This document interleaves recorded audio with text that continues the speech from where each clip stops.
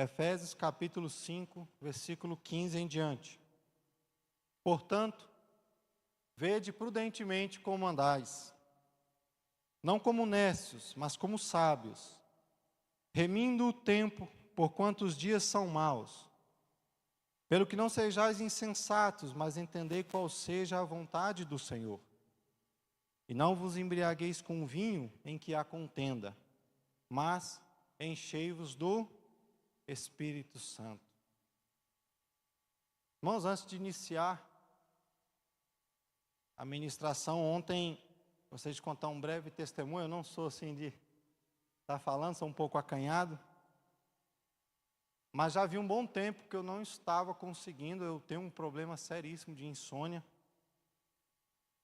E aí, eu já estava quase que entrando em desespero, sabe? Será que eu vou ter que tomar medicamento, né? Nada contra, né? Mas eu sempre procuro detectar qual é o problema, quem sabe está ao meu alcance antes de ir para a medicação, etc. E aí eu fui, cheguei em casa mais cedo, deu tempo de ir à reunião do grupo familiar, onde tivemos uma mensagem maravilhosa. E eu, como eu sou acanhado, foi dada a oportunidade de fazer a oração, né, pastor Roberto?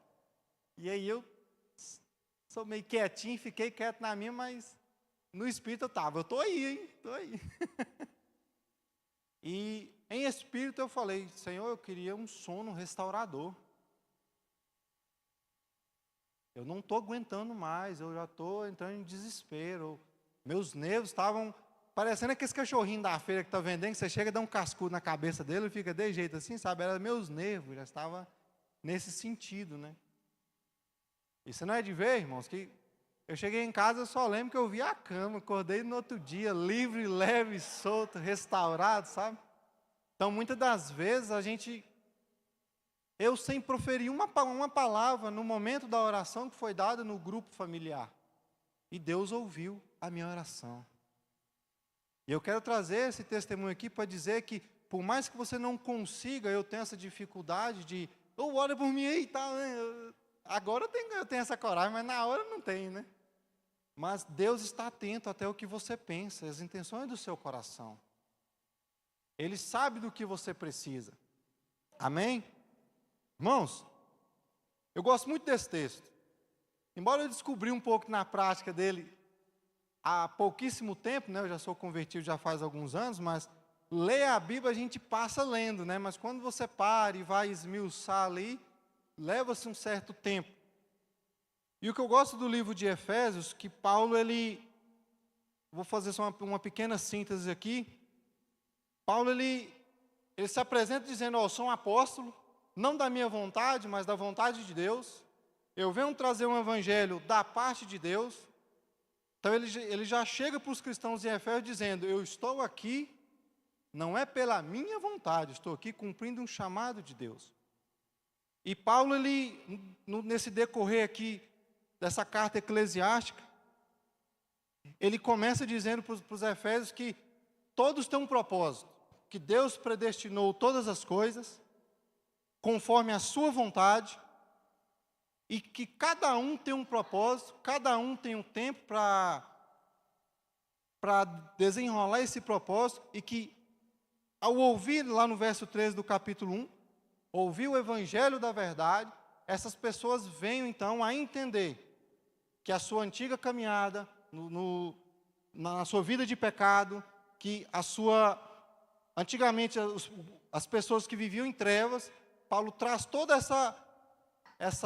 como posso dizer, essa retrospectiva, que eles viviam no pecado, que eles careciam da graça de Deus, ele traz e apresenta para essas pessoas, que é ouvindo a palavra de Deus, entendendo o que Deus quer para eles, só assim eles poderiam estar libertos dessa vida pecaminosa, da escuridão do pecado. Paulo começa então o capítulo 2, depois de fazer essa apresentação, dizendo que só há um cabeça da igreja, que é Cristo, que sobre Cristo Deus constitui todas as coisas. E no capítulo 2, ele diz que foi através dessa graça de Deus que vivificou nós que estávamos mortos do pecado. Paulo começa a falar isso para que o homem não se ensoberbecesse, não dissesse, foi eu que escolhi a Cristo, foi eu que fiz a obra, foi eu que... Então Paulo dizendo, olha, não foi obra de vocês, foi Deus quem vivificou através do sacrifício de Cristo na cruz.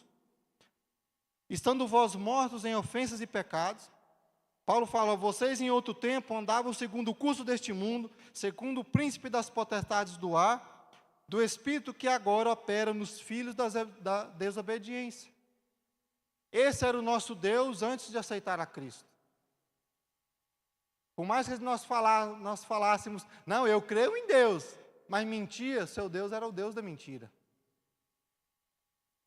Paulo fala para os cristãos em Éfeso, olha, era esse Deus, era esse o seu estado antes de conhecer, e não foi você, não foi uma obra sua, foi Deus que vos vivificou, através do poder do Evangelho. E Deus que é riquíssimo em misericórdia, pelo seu muito amor com que nos amou, estando vós mortos ainda nas vossas ofensas, vos vivificou juntamente com Cristo. Pela graça sois salvos. Paulo diz, olha, não tem mérito do homem nenhum. Ninguém aqui na igreja, ou em qualquer outro tempo, teve algum mérito na salvação, porque foi um dom de Deus. Lá no verso 8 ele diz que pela graça que fomos salvos por meio da fé, e isso não vem de vós. Certa feita eu estava lendo sobre predestinação, né? E aí o professor dizia assim, imagina que você está na frente da igreja. Está lá na calçada da igreja e fala, eu vou entrar nessa igreja aí. Hoje eu vou aceitar Jesus, pastor Roberto. E aí você toma a decisão, entra na igreja. Só que aí, quando você entra na igreja, que você olha, igual aquela frase que está ali, transformando o mundo, uma vida de cada vez, imagine que agora tem uma frase assim, só está aqui quem Deus chamou. Como é que você tomou decisão, se Deus já sabia que você ia tomar hoje? Então, por mais que você tome a decisão de estar lá fora e entrar para a igreja, Deus já sabia falando, não é mérito seu. Porque pela sua vontade e a nossa vontade hoje, estávamos lá fora. Porque pecar é bom. Então Paulo relembra isso aos Efésios, olha, tudo o que está acontecendo aqui, não há mérito do homem em nenhum momento. Tudo é pela graça de Deus. E Paulo agora, já fazendo essa ênfase, dizendo que só em Cristo, no término do capítulo 2, só em Cristo é que vamos encontrar a paz. E ele já começa a construção aqui, já indo para o capítulo 3, a construção de um edifício. E é através de Cristo, que é a pedra da esquina, Paulo diz que vós sois estrangeiros, mas concidadão dos santos, edificados sobre o fundamento dos apóstolos e dos profetas, de que Jesus é a principal pedra de esquina. Porque Jesus foi quem passou no teste. Vocês sabem tanto quanto eu que a pedra de esquina, ao mesmo tempo que ela era uma pedra que estava na água fria, ela pegava ela e colocava no fogo. Tirava do fogo, colocava água fria para ver se ela não rachava. Se ela rachava, ela não poderia ser colocada como uma pedra de sustentação, porque ela que sustentava o peso da estrutura. E o homem não suporta o castigo da cruz.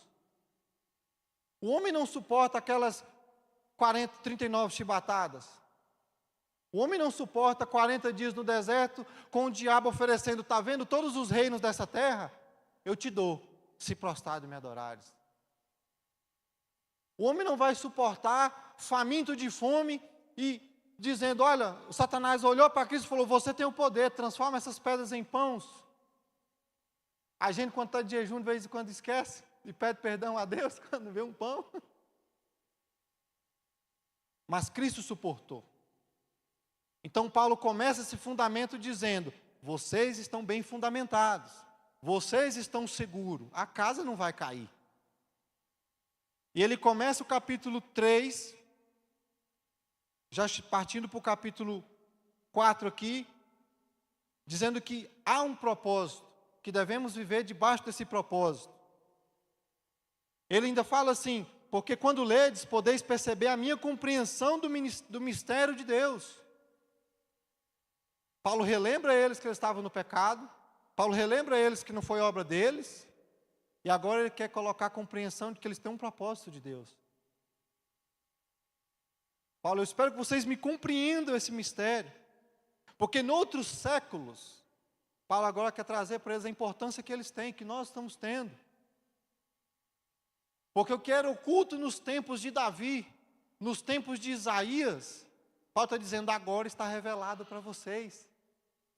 O que Isaías queria ver, o que Jeremias queria ver, o que todas as pessoas antes de nós queriam ver, Deus não deu esse privilégio, mas nós estamos tendo, conhecer o mistério, que é Cristo Jesus, o Evangelho da salvação.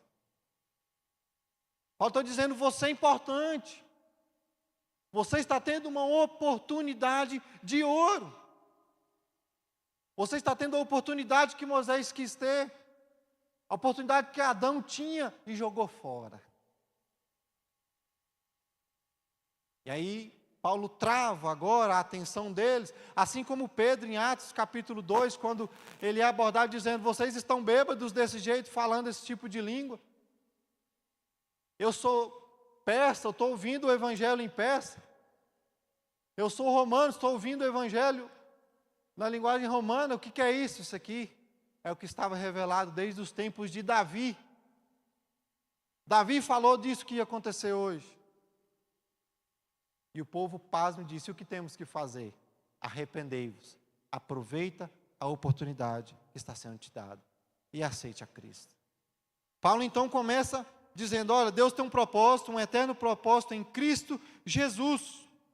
Ele dizendo que é por esta causa, por essa compreensão, por essa revelação do mistério de Deus, Paulo se colocava de joelho em oração por todas as famílias.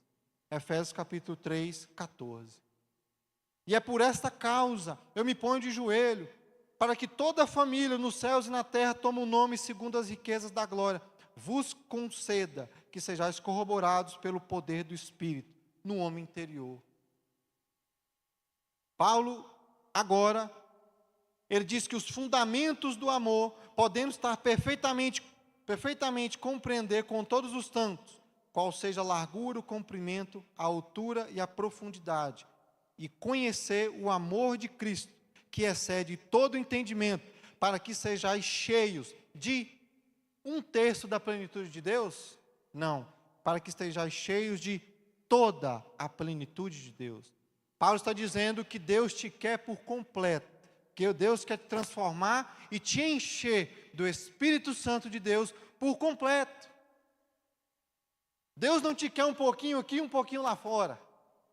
Porque logo depois ele aborda, se antes você mentia, não mintas mais. Tire essa roupagem do velho homem e se revista do novo homem. E agora, dada esta oração de Paulo, ele começa a estruturar. Porque pela fé também, ele não pode perder essa oportunidade de dizer, parece que ele estava do lado de Cristo, quando Cristo disse que, pode eu expulsar isso em nome dos demônios? Um demônio em nome dos demônios? Ora, um reino dividido não subsiste. E aí que Paulo trabalha agora no capítulo 4, a unidade, a união. Paulo diz que como igreja, só há um só corpo, um só Espírito, um só Senhor, uma só fé, um só batismo, um só Deus. Paulo está dizendo que não pode haver dois senhores na nossa vida. Paulo está dizendo, olha, rogo-vos, pois, que eu preso no Senhor, que andeis como é digno da vossa vocação, com que fostes chamados. Ele começa a dizer, olha, você é importante para Deus, e Deus tem um propósito na sua vida, você é valioso, você pode agregar uma obra, seja no louvor, seja no evangelismo, seja em qual, mas você não é um inútil dentro da casa de Deus. Para você, Deus tem uma utilidade, Deus te fez aqui na terra como um propósito. Até mesmo Jesus Cristo disse lá em João, dizendo, eu cumpri o propósito que meu Pai tinha para mim aqui na terra. Ninguém é inútil. Ele está pedindo que uma vez que você descubra essa vocação, anda de modo digno dela. E ele fala da unidade. Precisamos ser unidos no Espírito. E novamente, ele volta lá no passado, relembra como que vocês andavam antes. Do qual todo o corpo, na verdade, cresçamos em tudo naquele que... Cresçamos em tudo naquele que é o cabeça, que é Cristo. Vós, no outro tempo, andáveis nas trevas. Paulo está dizendo que essa antiga caminhada já não pode pertencer mais. Nós agora temos uma nova caminhada. Nós agora temos, uma nova caminhada. E ele ainda crê dizendo, olha, eu ainda acredito no verso 21. Se é que tendes ouvido e nele fostes ensinado como está a verdade em Cristo Jesus. E quanto ao trato passado, se despojais do velho homem que se corrompe, mas renoveis no espírito do vosso sentido. Tira tudo que é do velho homem. Você agora tem uma nova caminhada, você recebeu uma nova oportunidade. Aproveite-a. Já dizia o ditado, cavalo selado não passa duas vezes, né? Não, você já ouviu muito isso. Você imagina, pelo que deixar em mentira, falar a verdade, cada um com o seu próximo. Não deis lugar ao diabo, vigilância. E agora eu vou entrar aqui no texto que nós lemos. Dada a antiga vida que nós vivíamos, dado tudo aquilo que falávamos, fazíamos, pensávamos, alguém que olhou prudentemente como ele andava no passado, que foi a pessoa que nos evangelizou, a pessoa que abraçou essa oportunidade e entendeu que ele só é salvo mediante a graça de Deus em Cristo Jesus. A pessoa que teve o entendimento de que a minha caminhada antes agora era errada, eu estava distante de Deus e agora eu estou, através da sua graça, eu tenho uma nova oportunidade. Você não pode escolher o modo com que você vê ao mundo, mas como você vai deixar, isso sim está nas suas mãos. Isso está completamente nas suas mãos. Essa pessoa entendeu isso. E ela aproveitou de um modo sábio o tempo que ela tinha. E qual é o proveito disso? Aproveitar melhor o tempo que temos para cumprir o nosso propósito aqui na terra. Por isso que Paulo diz no verso 14, portanto despertas, ó tu que dormes dentre os mortos, e Cristo te esclarecerá. E ele fala esse texto que nós lemos. Paulo está dizendo para nós analisarmos como está sendo a nossa caminhada. Vede prudentemente como andais, não como nécios, mas como sábios. Nécio aqui é uma pessoa que não tem propósito, que anda sem pensar nas consequências das suas escolhas, dos seus atos. Um cristão jamais deve andar sem um propósito. Jamais deve falar sem um propósito. Deve agir sem um propósito. Porque o sábio jamais desperdiça o seu tempo. Tudo que ele faz tem um propósito, porque ele descobriu que o tempo é precioso. Remindo o tempo, por quantos dias são maus. Embora remir aqui tem uma conotação de comprar o tempo, e tempo aqui é o mesmo significado de kairos, de Eclesiastes capítulo 3, que significa o tempo oportuno. Enquanto houver oportunidade, não perca tempo. Você imagina se o cego Bartimeu, Jesus está lá em Jericó, Tiago. Ele não estava vendo, mas ele escutou, né? E diz que para o bom ouvinte é melhor do que quem tem uma boa visão, né? Ele está ouvindo dizendo, deve que alguém sussurrou, Jesus está ali. Ele sai gritando, Jesus, Jesus, filho de Davi, tem? Jesus, você sabia que Jesus nunca mais passou em Jericó de novo? Se aquele cego não aproveita a oportunidade, ele estava cego até o último dia dele morrer, gente. Ele olhou e disse, é essa daqui, eu vou aproveitar, eu vou gritar, eu não estou enxergando mesmo, eu vou gritar, pelo menos pela minha voz ele sabe onde eu estou. Era o que ele tinha, era a voz dele. Se ele perdesse essa oportunidade, ele ficaria cego. Mas ele remiu o tempo.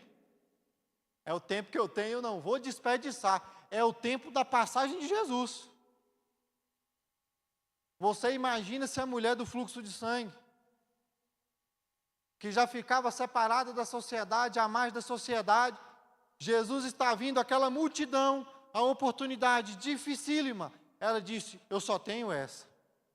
Eu acredito que Ele pode me curar, eu acredito que Ele tem um poder. Ah, mas tem muito quebra-mola ali, tem muita dificuldade, vai ser difícil. Olha o tanto de gente, eu não quero saber, eu vou tentar, é a oportunidade que eu estou tendo, eu vou lá. E ela tocou com tanto esforço, com tanto sacrifício, que Cristo falou, de mim saiu virtude. E aquela mulher foi curada. Sabe por quê? Porque ela remiu o tempo. Quantos anos ela estava padecendo daquilo ali? Ela poderia ter descrençado. Ah, eu nasci assim, vou morrer assim, é assim mesmo, esse é o projeto que Deus tem para a minha vida, não adianta eu querer me esforçar e não sei o quê. Não. Ela se esforçou e teve o resultado do seu esforço. Você imagina se Jairo, ao ouvir falar que Jesus estava na cidade, com certeza ele sabia do testemunho, a filha ali dada como morta, ele fala, eu não desisto, porque o amor de pai não desiste, vai até as últimas consequências. E através da fé dele, Jesus disse, eu não encontrei tamanha fé em Israel. E eu acho que aquele homem não era judeu não, né? Era um chefe da guarda, né? E a filha dele foi ressuscitada. Você imagina se ele espera, não, Deus vai vir como um alazão, um médico e não sei o que. Não, ele foi. Ele não perdeu a oportunidade. Porque o tempo de Eclesiastes aproveitar, é você aproveitar os tempos oportunos.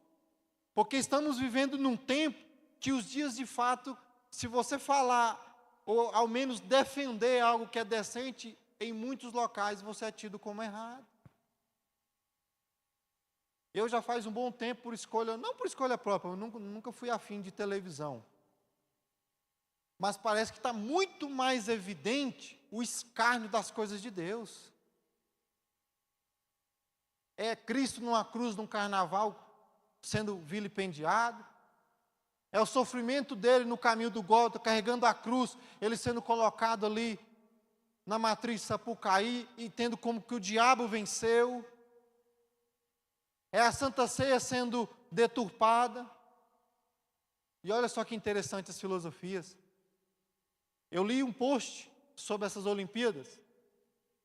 E eles diziam que a intenção era demonstrar que Deus ama a todos. Deus ama a todos. Deus permite que qualquer um, com qualquer tipo de comportamento e qualquer pecado chegue a Ele. Mas Ele não permite que a pessoa continue sendo a mesma pessoa depois de ter um encontro com Ele. Porque Ele já está dizendo, tira o velho homem, se revista do novo homem que eu tenho para você. E os dias são maus. Os princípios estão sendo vilipendiados. E é hoje e agora já em rede nacional. Remindo o tempo, verso 17. Pelo que não sejais insensatos, mas entendei qual seja a boa e perfeita a vontade do Senhor. Uma pessoa sábia, ela entende que a vida é curta. 70, 80 anos é rapidinho. Eu já estou com 32, 12 de casado, 3 filhas. Com cara de 40 porque eu perdi os cabelos. Quando eu assustar, daqui 8, 9 anos, Débora já está na faculdade. Quando eu assustar, eu estou com 40, 50, e aí passa muito rápido. Então, a pessoa sábia, ela entende que como imitadores de Cristo, a vida é curta, eu tenho que aproveitar. Eu tenho que andar com sabedoria. Eu tenho que aproveitar as oportunidades. Eu tenho que fazer as coisas com sabedoria e entender que eu tenho um propósito. Qual a vontade que Deus tem para a minha vida hoje? O que Deus requer de mim?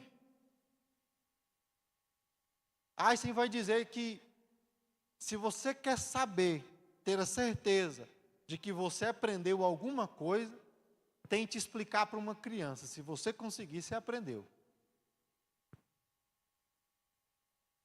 Se você consegue falar para você mesmo qual é a vontade que Deus tem para a sua vida, você já entendeu que Deus quer fazer de você uma ponte entre o mundo e o céu?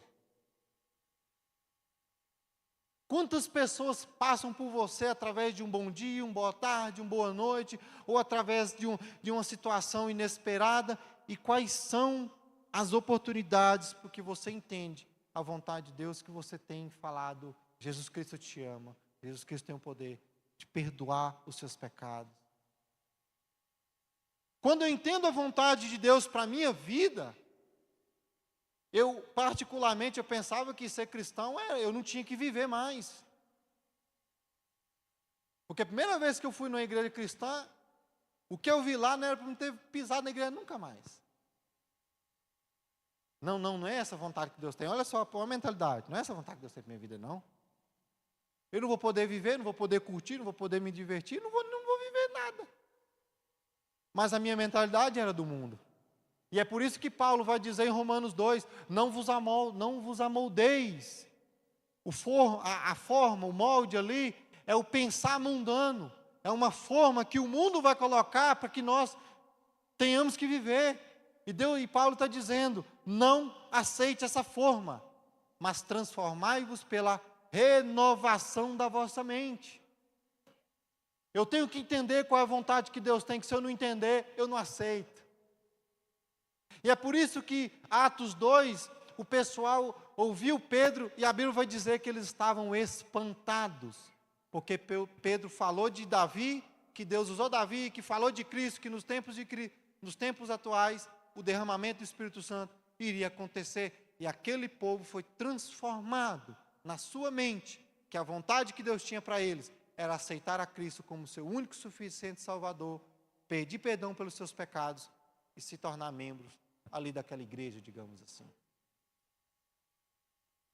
E no verso 18, para encerrar, nós temos que entender a vontade que Deus tem para as nossas vidas, para que possamos praticá-la, e não vos embriagueis com vinho, né?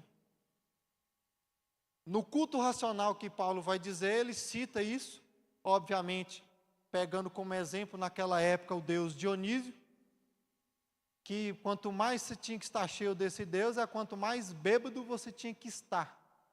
E ali trazia dissensão e bagunça.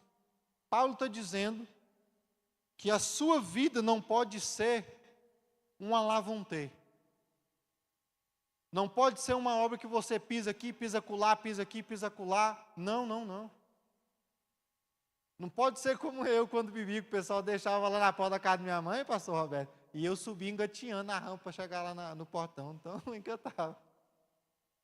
Não é igual meus irmãos quando estavam, que sumiu, cadê? Eu olhava num porta, aí ele abraçado, não aguentava mais ficar em pé, abraçou o porta, lá vai nós resgatar. Onde é que é minha casa? E está lá na sala da casa dele, nós temos que segurar, bêbado demais. Não sabia, não estava.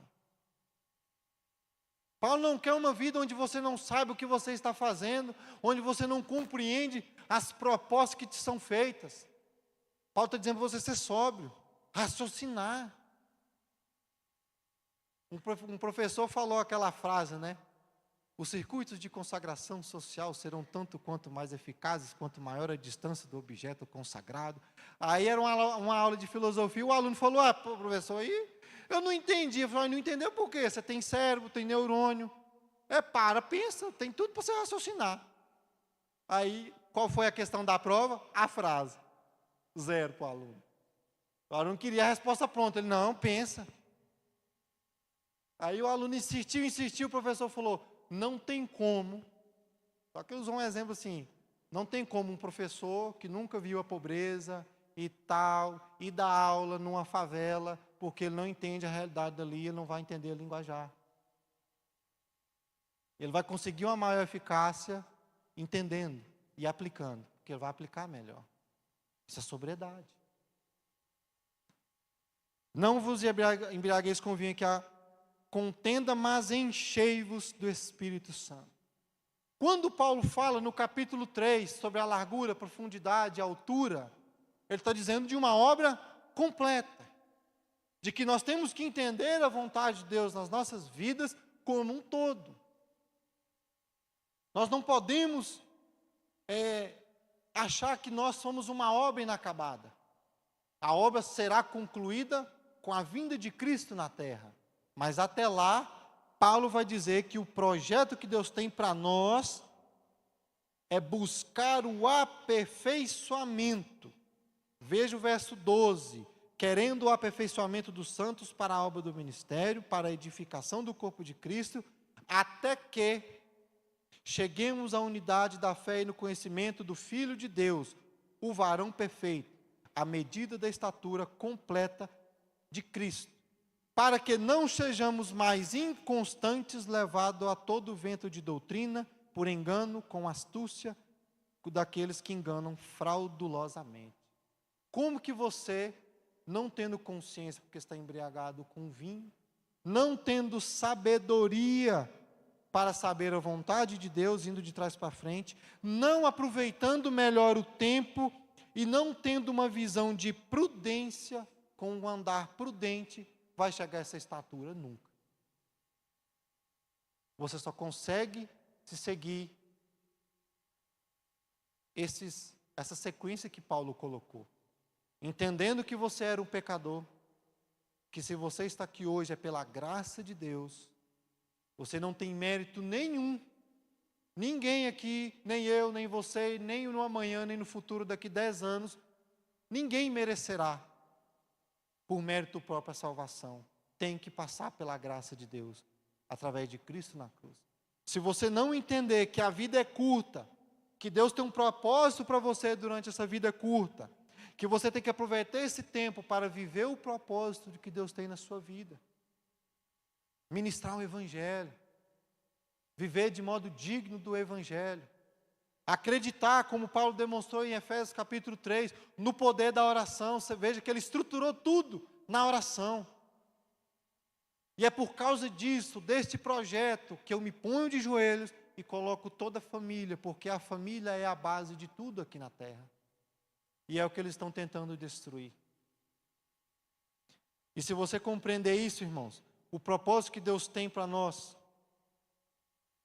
é que falamos mais do reino de Deus, preguemos o Evangelho, oremos mais, que no decorrer do capítulo 5 até o capítulo 6, nos está proposto uma batalha que o pastor Pedro falou muito sabiamente na quarta passada.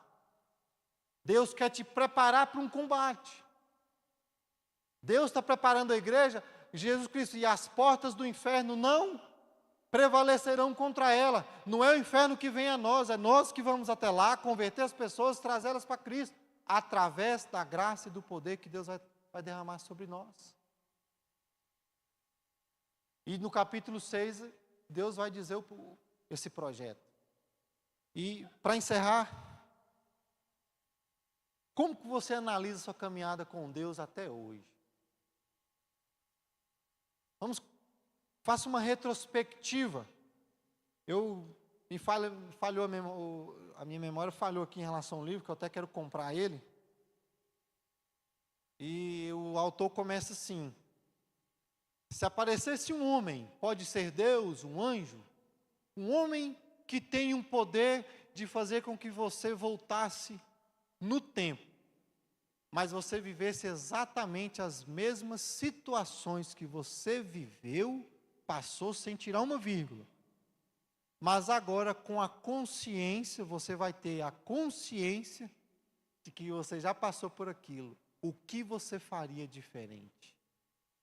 Este homem seria para você um Deus ou um demônio?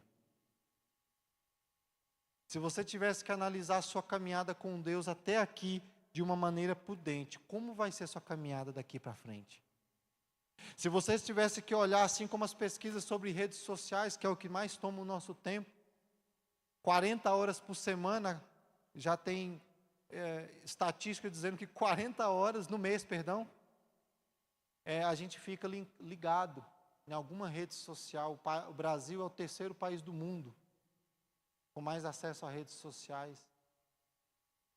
O que você tem feito com o seu tempo? Se você olhasse numa retrospectiva prudente daqui para frente, o que você faria? Porque as mesmas atitudes contêm os mesmos resultados. Se você tivesse que olhar, poxa vida, eu poderia ter orado mais. Hoje eu não conheço tanto a vontade que Deus tem para a minha vida. Então eu vou buscar, eu vou ler mais, eu vou orar, eu vou buscar ser mais íntimo de Deus.